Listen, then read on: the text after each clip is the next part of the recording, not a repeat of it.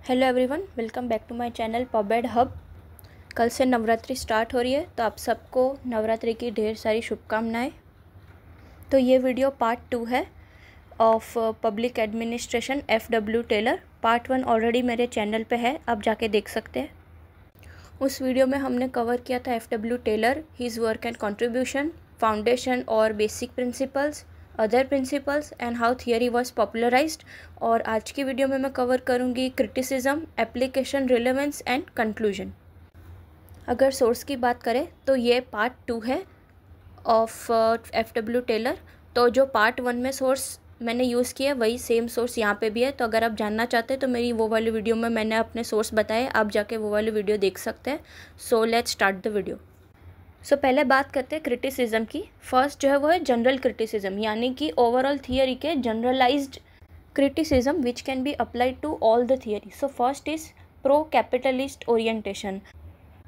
Now capitalist means who focus on profit and efficiency. So there are three approaches mainly we study in economics, which is capitalism, socialism, and next is communalism. There are other approaches as well.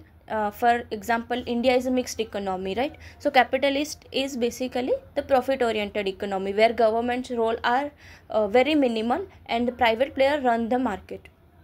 तो scientific management theory जब आई तब capitalist अपनी चरम सीमा पे था, सब लोग capitalism की ओर जा रहे थे। तो उनकी थियरी में भी ना कैपिटलिज्म झलकता है in terms of increase in efficiency and profits only. They think less about human and more about the profit. So इसको प्रो कैपिटलिस्ट थियरी भी बोलते हैं। अभी ये कहने को तो क्रिटिसिज्म हो सकता है, क्यों? क्योंकि बाकी के सारे अप्रोचेस को बिल्कुल इग्नोर किया, जैसे कि सोशलिज्म हो गया, मिक्स्ड इकोनॉमी हो गया, तो इनइक्वालिटी के ऊपर ये ज़्यादा चला जाता है, तो इस वजह से ये क्रिटिसाइज़ होता है। दूसरा क्रिटिसिज्म हम सबको पता ही था कि भाई ट्रेड यूनियन जो है वो इसका अपोज करने ही वाले हैं। क्यों? Because of they destroyed the collective bargaining rights of the worker. क्यों? क्योंकि मैनेजमेंट के पास पावर आ गया था ना, fair days work for the fair days पे। अब पहले ही बात हो चुकी है कि भाई फेयर डे वर्क क्या होता है, फेयर डे पे क्या होता है। हमारे लिए जो फेयर है वो सामने वाले के लिए फेयर नहीं है, तो दोनों एक पेज पे कहाँ से आ पाएंगे। तो इस वजह से क्या हुआ, workers lost their voice in the ways negotiation. अब भाई तुम्हारा तो ओपिनियन ही नहीं लेने वाले, तो वॉइस तो आती ही नहीं है। जब बोलने का ही अधिकार नहीं दिया गया तो ये क्रिटिसिज्म में तो आना ही था, राइट। नेक्स्ट है फियर ऑफ अनएम्प्लॉयमेंट। अभी ये दो तरीके से अनएम्प्लॉयमेंट की बात होगी, एक तो मैनेजमेंट साइड से भी और दूसरा वर्कर्स की साइड से भी। कैसे? जैसे मैनेजमेंट में हमने पढ़ा फंक्शनल फोरमैनशिप, 8 स्पेशलाइज्ड सुपरवाइज़र होंगे। तो जब स्पेशलाइज्ड सुपरवाइज़र होंगे तो जो जनरल सुपरवाइज़र है वो उनकी नौकरी तो चली जाएगी। अब हमें चाहिए स्किल वाले लोग, और स्किल वाले लोग कितने होते हैं? कम होते हैं कंपेयर टू जनरल सुपरवाइज़र। तो इस वजह से क्या हो, मैनेजमेंट में भी अनएम्प्लॉयमेंट आया। और दूसरा, क्योंकि कैपिटलिज्म था तो मशीन बेस्ड वर्क ज़्यादा होने लगा। अब जब मशीन रिप्लेस करेगी ह्यूमन को तो अनएम्प्लॉयमेंट होगा ही होगा, जिसकी वजह से क्या हो गया, ये सोसाइटी के लिए खतरा है। फोर्थ क्रिटिसिज्म है over mechanical approach. Now Taylor focused only on the mechanical and technical aspect of work. अब कभी भी हमने ये बात नहीं सुनी कि ह्यूमन का क्या, उनके मूड्स का क्या, उनके सोशल नीड्स का क्या। जब ग्रुप को इग्नोर कर दिया, बोले अकेले में पढ़ो, ग्रुप स्टडी मत करो, तो इन सब की वजह से क्या हो गया, वर्कर को ऐसा मशीन ट्रीट करने लगे कि भाई आओ सुबह काम करो, काम नहीं हो रहा है स्टॉप वॉच लेकर खड़े रहते हैं, एफिशिएंसी नहीं दिख रहा है निकाल दो। तो इस वजह से क्या हो गया, ये बहुत मैकेनिकल हो गया। अब मैकेनिकल में क्या होता है कि ह्यूमन इमोशन को साइड किया जाता है। नेक्स्ट है लेबर एजिटेशन एंड इन्वेस्टिगेशन। तो अब जैसे ही वर्कर्स की आवाज़ दबाई तो एक स्ट्रॉन्ग प्रोटेस्ट स्टार्ट हो गया फ्रॉम अमेरिकन लेबर यूनियन। तो 1912 में US कांग्रेस ने कमिटी फॉर्म किया कि भाई ये टेलर के अप्रोच को ज़रा अच्छी तरीके से इन्वेस्टिगेट करो और बताओ कि ये अप्रोच सही है कि नहीं है, इसमें क्या क्या कमी है। इसके अलावा 1915 में ट्रेड यूनियन ने 2 चीज़ें बैन कर दी, एक तो स्टॉप वॉच और दूसरा bonus payment under army appropriation act. Now stop watch ban करना तो हमें समझ में आ रहा है, कोई सर पे खड़ा रहेगा घड़ी लेके तो वो बैन तो होना ही था। और दूसरा क्या हो गया कि बोनस पेमेंट, जैसे क्या हो गया कि अगर एक तुमने एक्स्ट्रा यूनिट प्रोड्यूस किया तो उसका एक्स्ट्रा पैसा मिलेगा। तो वर्कर्स क्या करने लगे, क्वांटिटी पे ज़्यादा फोकस करने लगे रादर देन क्वालिटी। अब आर्मी में क्या होता है कि अगर बंदूक खराब निकल गई, अगर तोप खराब निकल गई तो वो देश के लिए कितना बड़ा नुकसान हो जाएगा। तो इससे बचने के लिए आर्मी अप्रोप्रिएशन एक्ट के अंदर ये बोनस पेमेंट स्पेशली आर्मी के जो भी वेपन है वो बनाने में बैन कर दिया। इस वजह से क्या हो गया, ठीक है भाई तुम अगर महीने का एक बना रहे हो कोई बात नहीं बनाओ, लेकिन वो ढंग से बनाओ ताकि वॉरफेयर के दौरान देश के लिए नुकसानी साबित ना हो। उसके बाद में साइकोलॉजिकल कॉन्सिक्वेंसेस, ओवर स्टैंडर्डाइजेशन की वजह से वर्कर्स जो है क्या है एलियनेट हो गए अपने ही काम से। जैसे अब हम भी समझते हैं कि कोई एक काम रोज़ ही करना है और एक ही तरीके से करना है, तो कहीं ना कहीं वो काम में बोरिंगनेस आ जाती है। अब काम करने का मन नहीं करता, ऐसा लग रहा है कि एक जॉब सेटिस्फेक्शन नहीं मिलता है, एक मोनोटोनस रूटीन हो जाता है, जिस वजह से वो काम के प्रति हमारा जो फ़र्ज़ होता है, वो जो प्यार होता है, करने में मज़ा आता है, वो कहीं ना कहीं कम हो जाता है। इस वजह से क्या हो गया, लैक ऑफ पार्टिसिपेशन, और उसकी वजह से मोटिवेशन भी रिड्यूस हो गया। उसके बाद आता है पुअर ऑर्गेनाइजेशनल डिज़ाइन। अब टेलर ने बोला कि 8 सुपरवाइज़र होने चाहिए, 4 प्लानिंग के, 4 एग्जीक्यूशन के, लेकिन क्रिटिक्स ने क्या बोला कि अगर 8 सुपरवाइज़र है तो कन्फ्यूजन कितना होगा, कॉन्फ्लिक्ट ऑफ ऑर्डर्स कितने हो गए, उस वजह से इनएफिशिएंसी आएगी। अब समझो हमें एक की जगह पे 8 लोगों को रिपोर्ट करना है, किसको क्या करना है, कौन से बॉस ने ये बोला था, दूसरे बॉस ने ये बोला, तो ऑर्गेनाइजेशन में एक कॉन्फ्लिक्ट पैदा हो जाएगा। जो कोऑपरेशन की हम बात कर रहे थे वो तो साइड पे हो गया, बल्कि लड़ाई चालू हो गई। Next is rigid system. अब ऊपर के सारे क्रिटिसिज्म की वजह से क्या हो गया, फ्लेक्सिबिलिटी कम हो गई और ऑर्गेनाइजेशन रिजिड हो गया। जो भी डिफरेंसेस थे, जो भी अडॉप्शन थे, वो इंडस्ट्री ले नहीं पाई, जिस वजह से सिस्टम इनएफिशिएंट हो गया। अब आता है दूसरे क्रिटिसिज्म जो कि टेलर स्पेसिफिक है, टेलर का खुद का क्रिटिसिज्म है ये। तो पहला है view of the workers. Taylor ने हमेशा ये अज्यूम किया कि वर्कर्स आलसी होते हैं और वो काम नहीं करना चाहते। तो क्रिटिक्स ने ऐसा बोला कि भाई तुम सबको ऐसा क्यों बोल रहे हो, सब थोड़ी ना काम नहीं करना चाहते, कुछ होंगे जो आलसी है, निकम्मे है, काम नहीं करना चाहते, लेकिन सभी तो ऐसे नहीं होते, तो तुम जनरलाइज्ड क्यों कर रहे हो, जिस वजह से अब ग्रुप में किसी एक की वजह से पूरा ग्रुप बदनाम हो जाता है, तो फिर वो ग्रुप कहीं ना कहीं पढ़ाई में भी पीछे ही रह जाता है। क्यों? क्योंकि एक की वजह से सभी का नाम खराब हो गया। अब वो बोलता है कि हम कितना भी ट्राई कर ले हमारा इंप्रेशन सुधरने वाला नहीं है, तो फिर हम काम क्यों करें। तो इस वजह से मोरल और म्यूचुअल ट्रस्ट में डैमेज आता है। अब ये जिसकी वजह से फसेड़ा हुआ था मैनेजमेंट, वही नहीं मान रहे टेलर की बात, उन्होंने ही रेजिस्ट कर दिया। क्यों?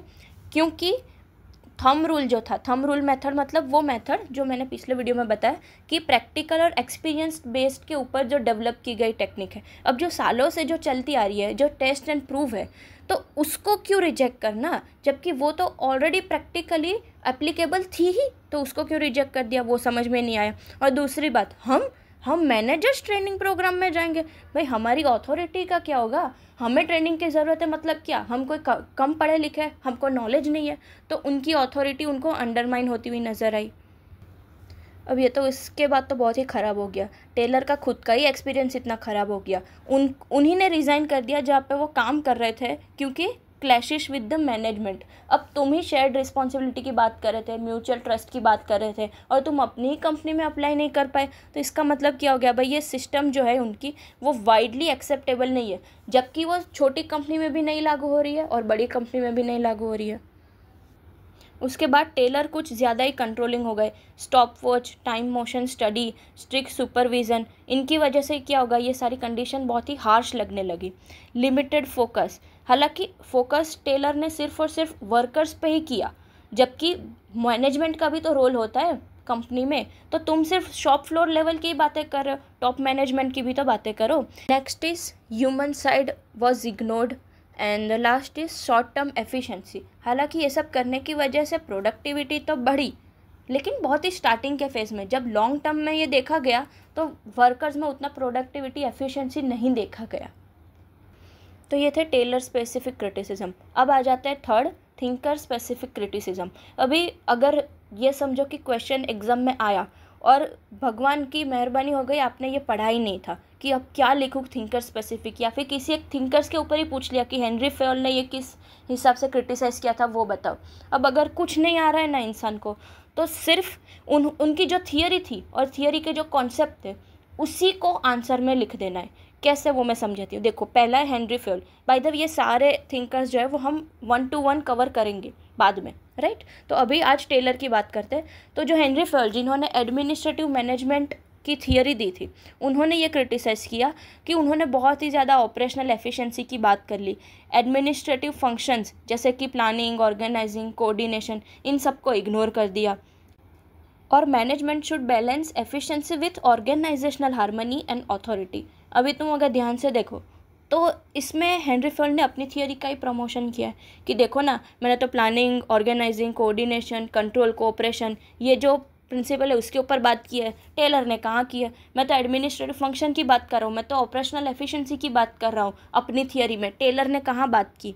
तो उसने अपनी थियरी को प्रमोट किया। अभी दूसरा देखो, एल्टन मायो जो ह्यूमन रिलेशन मूवमेंट में मेन थिंकर्स थे, उन्होंने टेलर को किस बेस पे क्रिटिसाइज़ किया कि उन्होंने ह्यूमन और सोशल एस्पेक्ट ऑफ वर्क को इग्नोर किया है।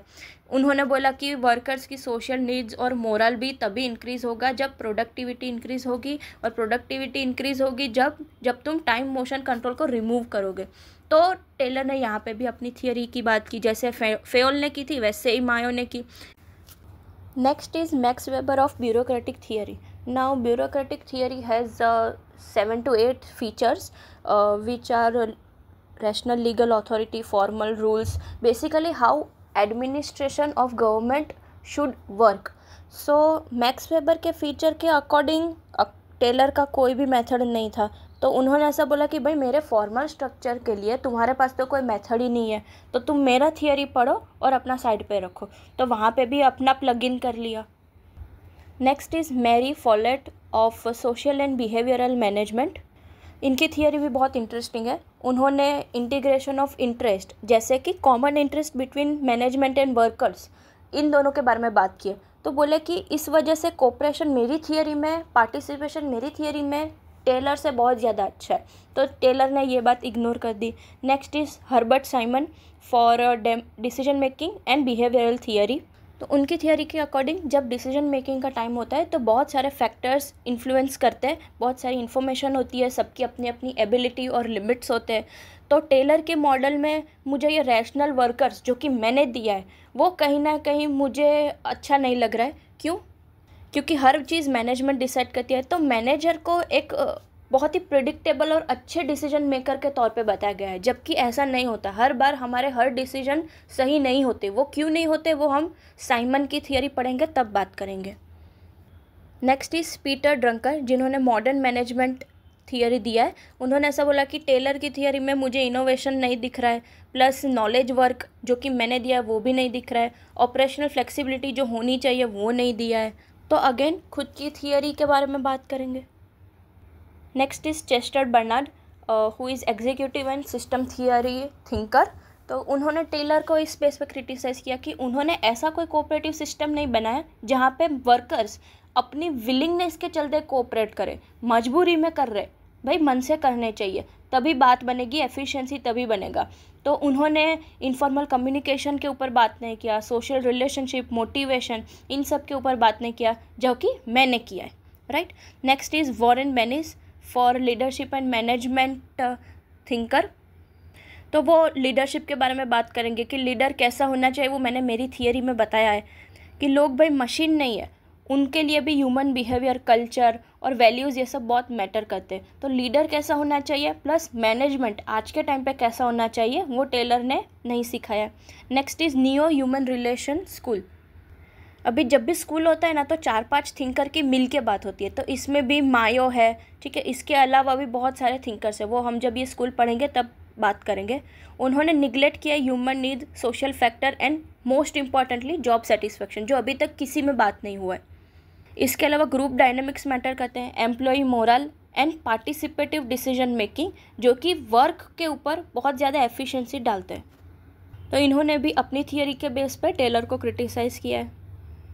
अभी यहाँ तक ना हमने बहुत सारे थिंकर्स कर लिए। अगर आपको कोई ऐसा लग रहा है कि ये थिंकर के बारे में बात नहीं हुआ है तो आप एक काम करिए, जो भी थिंकर्स हैं उनकी थियरी लीजिए और यहाँ पे बोल दीजिए कि भाई टेलर ने इसके ऊपर बात नहीं किया है। क्यों? क्योंकि टेलर तो फर्स्ट थे ना जिन्होंने ये फाउंडेशन रखा। अब पहली बार किसी ने बात की है और तुम 50 साल बाद उसके बारे में बात कर रहे हो, तो तुम ये कैसे एक्सपेक्ट कर सकते हो कि टेलर ने मेरी थियरी के बारे में बात नहीं किया, जबकि तुमने तो उनके 50 साल बाद दिया है। तो यहाँ पे बहुत इजी हो जाता है पहले को क्रिटिसाइज़ करना। क्यों? क्योंकि अगर वो चालू ही नहीं करते तो आज तुम भी तो नहीं करने वाले थे थियरी। तो जो पहला बंदा होता है वो हमेशा क्रिटिसाइज होता है, और जबकि थैंकफुल होना चाहिए कि उन्हीं की वजह से आज हम सब इतना सोच भी पा रहे हैं। नेक्स्ट मैंने ये टेबल बनाया फॉर द रिवीजन, जिसमें आपको हर एक थिंकर्स के बारे में मिल जाएगा और उनके टेलर के प्रति क्या क्रिटिसिज्म थे, उन्होंने उनके लिए क्या एग्जाम्पल प्रोवाइड किया है, और आज के ज़माने में उनका इम्प्लीकेशन क्या होता है। मैं कोई भी एक बता देती हूँ क्योंकि रिवीजन के लिए। फॉर एग्जांपल अगर हम बात करें एल्टन मायो की, तो he stated that Taylor ignore social aspect and moral, और इसका एग्जांपल उन्होंने अपनी स्टडी में दिया था, वो उनकी स्टडी पढ़ेंगे तब देखेंगे।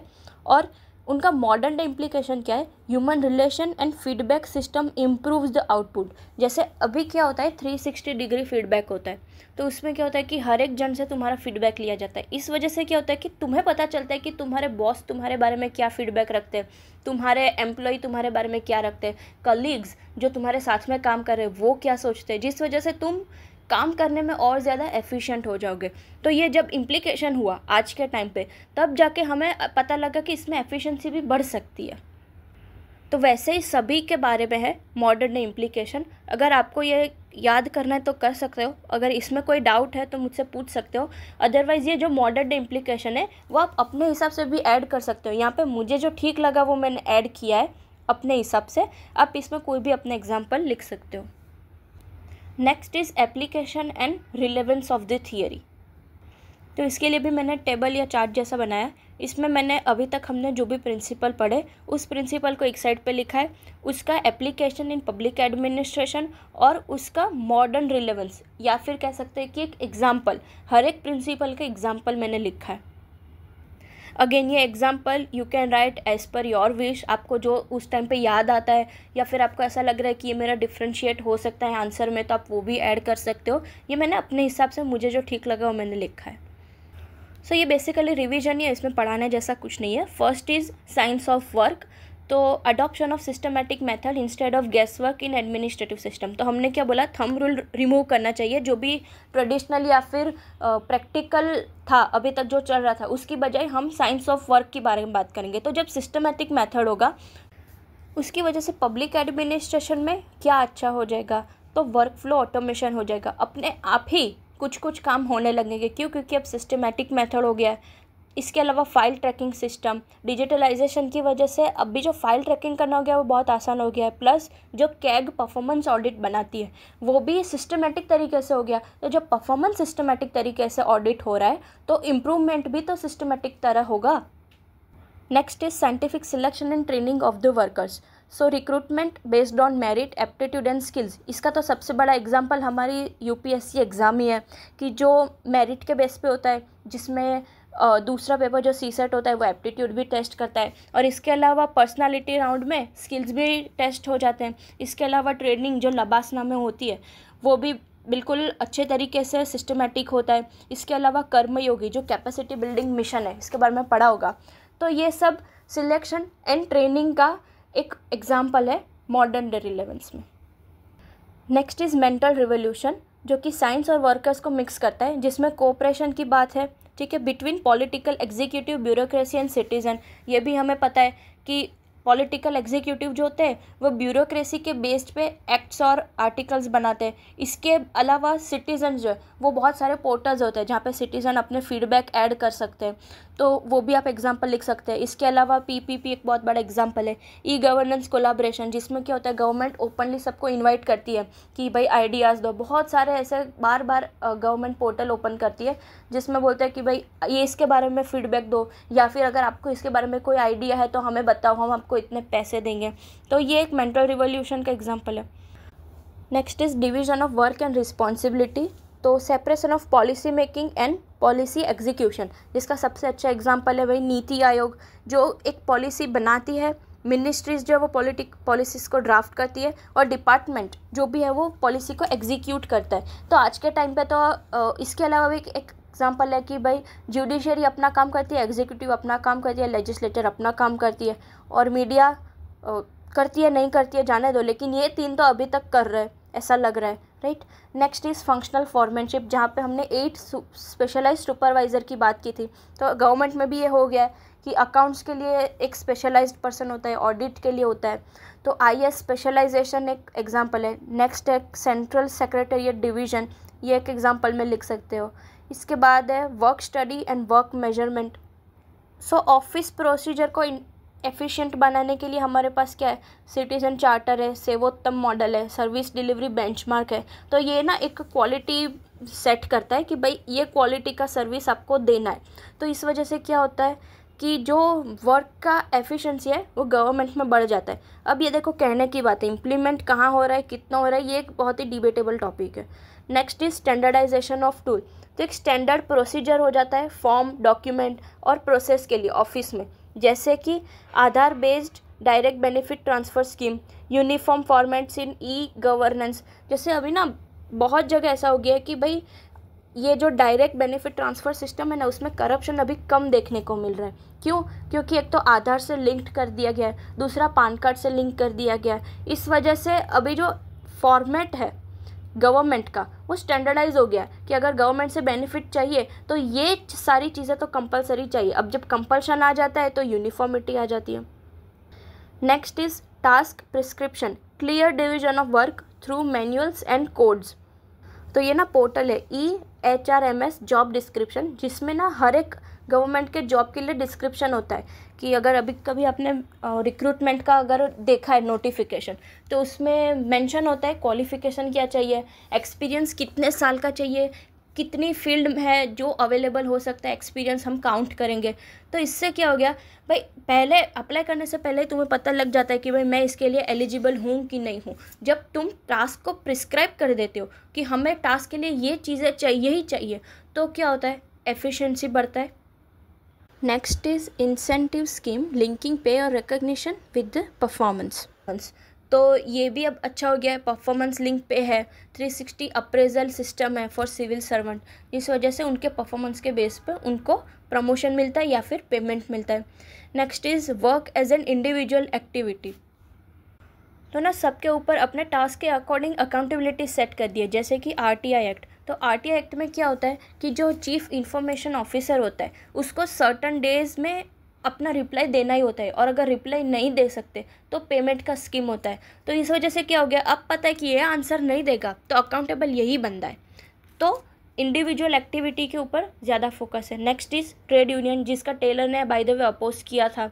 तो सबको पता है कि भाई ये अभी बहुत ज़्यादा अच्छे से काम करता है पब्लिक सर्विस में भी, जैसे कि जॉइंट कंसल्टेटिव मशीनरी है जो स्टाफ एसोसिएशन ने रिकॉग्नाइज किया है। तो ये एक एग्जांपल हो सकता है। Next is development of management thinking. तो मैनेजमेंट को भी ना एज अ साइंस देखा जा रहा है। क्यों? क्योंकि डेटा प्लानिंग टूल्स ये सब चीज़ों का यूज़ होने लगा है, जैसे कि project management, data analytics in governance, management information system. ये सारी चीज़ें जो IT की है वो अभी गवर्नेंस में अप्लाई हो रही है, और इस वजह से मैनेजमेंट थिंकिंग जो साइंटिफिक थिंकिंग है उसको प्रमोट मिलता है। Last is division of work between shop floor and managerial. So ये क्लियर डिवीजन किया है प्लानिंग एंड एग्जीक्यूटिंग में, जैसे कि ट्राई है एज ए रेगुलेटर है, जो BSNL है वो एज अ ऑपरेटर है। वैसे ही दूसरा एग्जांपल है नीति आयोग, जो हमने देखा कि पॉलिसी प्लानिंग में है, जबकि मिनिस्ट्री जो है वो एग्जीक्यूशन में। तो सभी को अपना काम दिया है, जो अपने हिसाब का है वो काम करना है। तो ये मेरी एंड से मैंने आपको मॉडर्न रिलेवेंस या फिर एग्जांपल बोल सकते हो वो ऐड किया है। आपको जो सही लगता है आप बता दीजिए, अगर कमेंट सेक्शन में लिखना चाहते हैं तो लिख दीजिए, ताकि बाकी और को भी कोई अगर दूसरा एग्जांपल लिखना है तो वो आसानी से लिख सकते हैं। तो लास्ट टॉपिक है कंक्लूजन। अब कंक्लूजन ना एक स्टैंडर्ड फॉर्मेट होता है, जैसे क्वेश्चन अगर किसी भी तरीके का हो, कोई भी हो, चाहे क्रिटिकली एनालिटिक्स का हो या फिर उनका रिलेवेंस डिस्कस करना हो या फिर बेसिक थियरी के बारे में व्हाट वाले क्वेश्चन है, तो उसमें भी कंक्लूजन का ना एक ही मेथड होता है कि पॉजिटिव वे में कंक्लूजन दिखना चाहिए। अगर तुम्हारा कंक्लूजन नेगेटिव है तो वो चेकर के ऊपर ना नेगेटिव इम्पैक्ट डालता है। तो मैंने कंक्लूजन के लिए कुछ स्ट्रक्चर बनाया है यहाँ पे, तो वो मैं आपको समझा देती हूँ। तो सबसे पहले तो भाई FW टेलर ने साइंटिफिक मैनेजमेंट थियरी दिया, जो कि अपने आप में रेवोल्यूशनरी शिफ्ट था, हिस्ट्री क्रिएट कर दी भाई जो भी ट्रेडिशनल मेथड थी। तो सबसे पहले अच्छी बातें क्या भाई, रिवोल्यूशनरी था, दूसरा हिस्ट्री क्रिएट कर दी, तीसरा ये जो ट्रेडिशनल सिस्टम था उसको एक साइंटिफिक अप्रोच से रिप्लेस किया। ठीक है, इसके अलावा उसके 2-3 प्रिंसिपल 1-2 शब्द में कि efficiency, standardisation, division of work, इन सब के बारे में बात किया है। तो ये ट्रेनिंग अच्छी बात है, कर ली। इसके अलावा अभी उसका स्कोप लिखेंगे कि ना कि सिर्फ प्राइवेट में लेकिन पब्लिक में भी ये एप्लीकेबल है, यूनिवर्सल है, कोई भी देश का कोई भी ऑर्गेनाइजेशन इसको अप्लाई कर सकता है।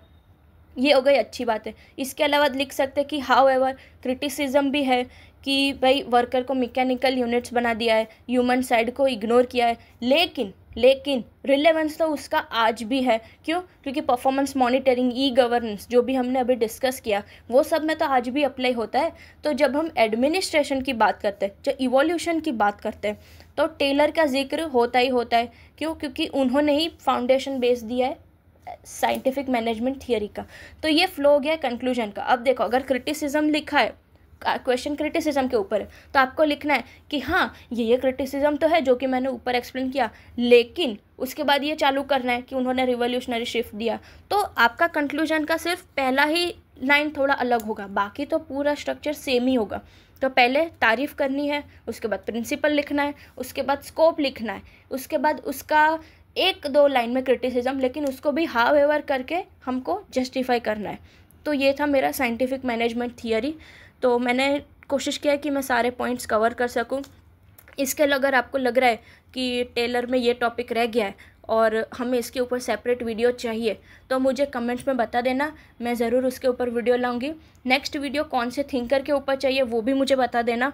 मेरी कोशिश ये रहेगी कि इवोल्यूशन के अकॉर्डिंग ही हम थिंकर्स के बारे में बात करें, या फिर अगर थिंकर्स नहीं भी चाहिए, कोई और भी टॉपिक चाहिए पब्लिक एडमिनिस्ट्रेशन का, तो वो मुझे कमेंट कर देना, राइट। इसके अलावा अगर आपको कुछ भी क्वेरी है, डाउट है, तो मैंने स्क्रीन के ऊपर अपने ईमेल आईडी दिया है या फिर इंस्टा आईडी दिया है, उसमें आप मुझे कांटेक्ट कर सकते हैं।